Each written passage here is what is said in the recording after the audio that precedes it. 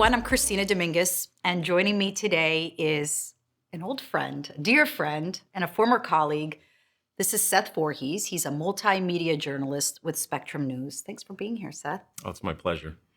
We are going to talk a little bit about your journey today and share some of the lessons you've learned along the way. Let's start with first a little bit about you and tell us about what you enjoy doing, a little bit about who you are, what you do for a living.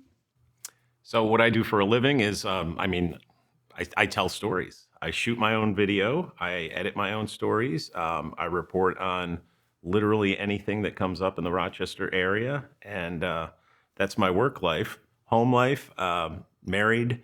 We have 3 kids, a dog, and a cat. We're proud of all of them. And your cat is always there with you editing, right? Pretty much, yes.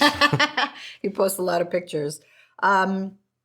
Let's talk about your lifestyle. You generally lived and have lived a very healthy lifestyle, right?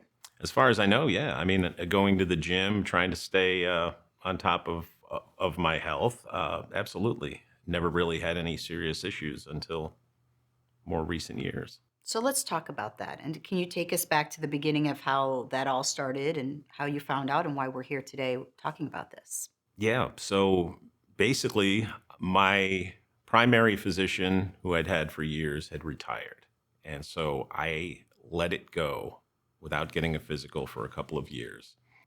So I went and found a new primary physician. And he was the first one to have the conversation with me about, hey, you're a man of a certain age. Have you ever had a screening for a colon screening? So scheduled that right around just before Christmas of 2021, and figured it was going to be a routine process. It was really one of those things that I hadn't given a whole lot of thought to, probably like a lot of men my age. Had the colonoscopy and got a phone call about 2 weeks later. This was during the holidays.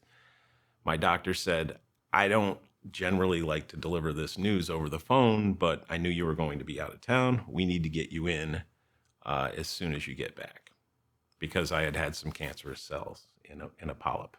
So it was really scary. I mean, it's a blow when you get something like that, when you get that word, and then you don't know how serious it is or if it's not serious at all. So what happens next after he tells you this? You call him and he wants you to do what? They remove the polyps and they sent them off for testing because they looked, one of them certainly didn't look right. And so once he got the test results back, it was basically going in, taking some tissue, and then testing that tissue around the area to see if there were any additional issues, if it had spread. And fortunately for me, everything came back clean. And the doctor told me that, hey, this is something it really looks like that we caught this early. Seth, let me ask you, what would you tell people who, are still concerned about doing their screening and say, I don't have this in my family. I'm not worried about it. I don't think I need to do it. I don't want to deal with the hassle of it. Sure.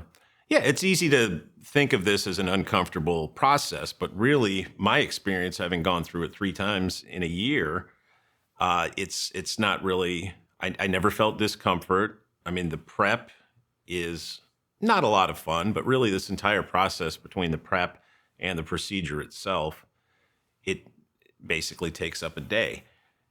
My question would be, why would you not want to spend that one day to find something that really can present itself without symptoms?